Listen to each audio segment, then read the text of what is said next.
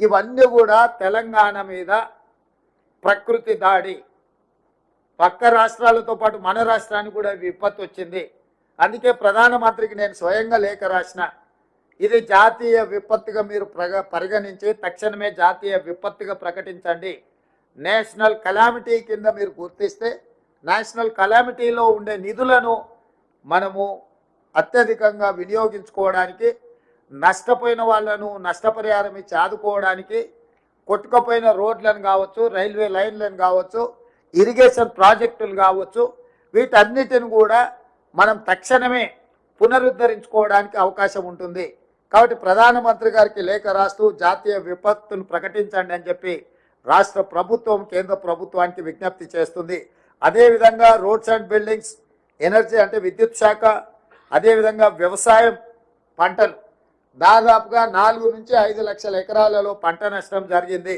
ఇవే కాకుండా Panchayati Raj and rural డెవలప్మెంట్లో రోడ్ల డ్యామేజ్, ఇతర ఆస్తి నష్టం జరిగింది.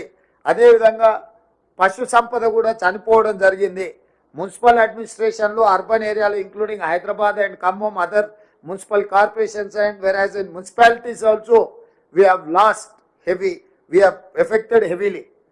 సో వీటన్నిటి నేపథ్యంలో ప్రధానమంత్రి గారికి తాత్కాలిక ఉపశమనం కింద 5,438 కోట్ల రూపాయలు జిల్లా కలెక్టర్లతో సంప్రదించి సంబంధిత శాఖ అధికారులతో మాట్లాడి నిన్నటి నుంచి ఈ రోజు వరకు ఒక అంచనాకు వచ్చి, ప్రాథమిక అంచనా తెలంగాణ రాష్ట్రంలో ఈ వర్షాల వల్ల విపత్తు వల్ల 5,438 కోట్ల రూపాయల ఆస్తి నష్టం జరిగింది. తక్షణమే కేంద్ర ప్రభుత్వం జాతీయ విపత్తు నిధుల నుంచి తెలంగాణ రాష్ట్రాన్ని, ప్రజల్ని ఆదుకోవడానికి నిధులను విడుదల చేయాల్సిందిగా ప్రధానమంత్రి గారికి లేఖ రాయడం జరిగింది.